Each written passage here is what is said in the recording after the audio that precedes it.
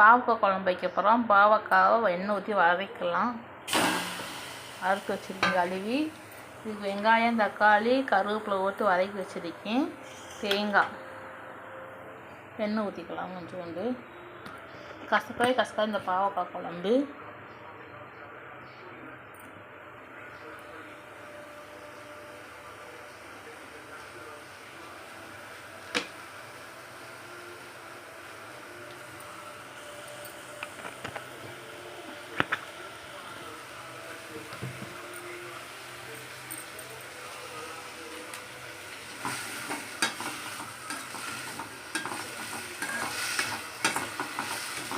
நல்லா வதங்கட்டும்.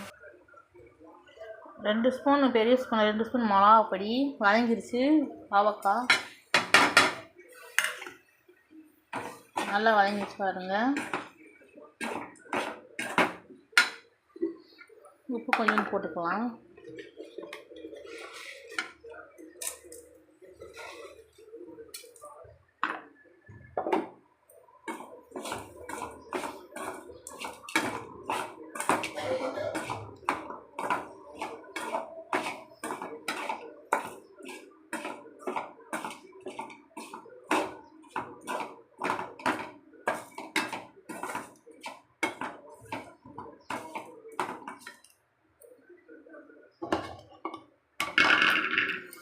இந்த தக்காளி, வெங்காயம், தேங்காய் அரைச்சி அதை போட்டுக்கலாம், ஊற்றிக்கலாம்.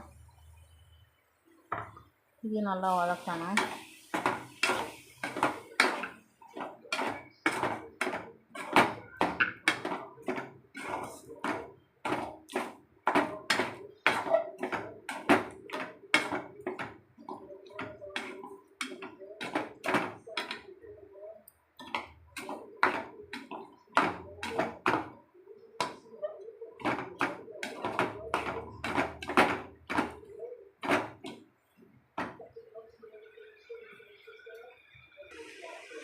நல்லா வதங்கிருச்சு. மிளகாப்பொடி இதெல்லாம் அரைச்சி ஊற்றினது. தூண்டு புளியை ஊற்றிக்கிறாங்க. இந்த புளி தண்ணி தேவையான அளவுக்கு தண்ணி ஊற்றிக்கலாம்.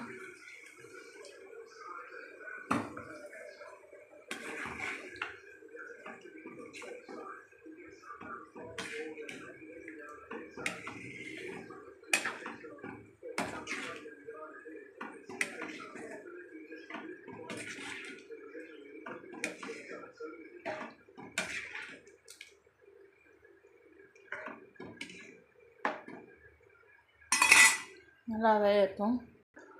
குழம்பு நல்லா கொதிச்சிருச்சு.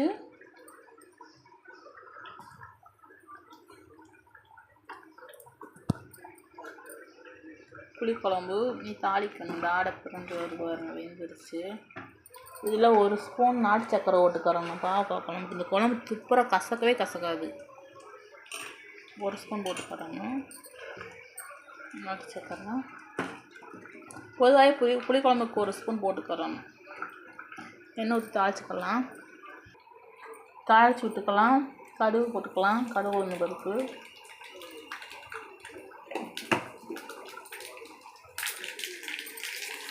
சின்ன வெங்காயம் 2 கருவேப்பிலை வச்சுருக்கேன், அதுவும் போட்டுக்கலாம்.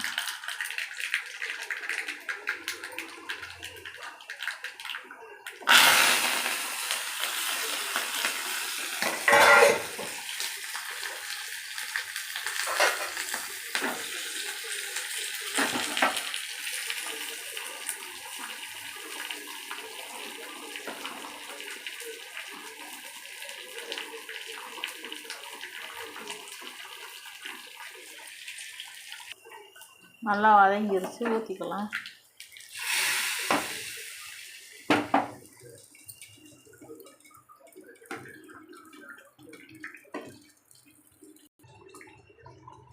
ரெடி ஆயிடுச்சு பாவக்காய் குழம்பு. அடுப்பு அமர்த்திக்கலாம். சுவையான பாவக்காய் குழம்பு. இது எங்கள் வீட்டில் காய்ச்ச பாவக்காய். உரம் எதுவும் போடாமல், மருந்து எதுவும் ஊற்றாமல் எங்கள் வீட்டில் காய்ச்ச பாவக்காய். கசக்கவே கசக்காது. இப்படி உங்கள் வீட்டில் வச்சு பாருங்கள், அவ்வளோ டேஸ்ட்டாக இருக்கும். பிடிக்காதவங்களுக்கு கூட பிடிக்கும் பாவக்காய். பாவக்காய் கசப்புன்னு யாரும் வைக்க மாட்டீங்க. இப்படி வதக்கிட்டு இப்படி வச்சு பாருங்கள், அவ்வளோ டேஸ்ட்டாக இருக்கும். கசக்கவே கசக்காது. லைக் போடுங்க, ஷேர் பண்ணுங்கள்.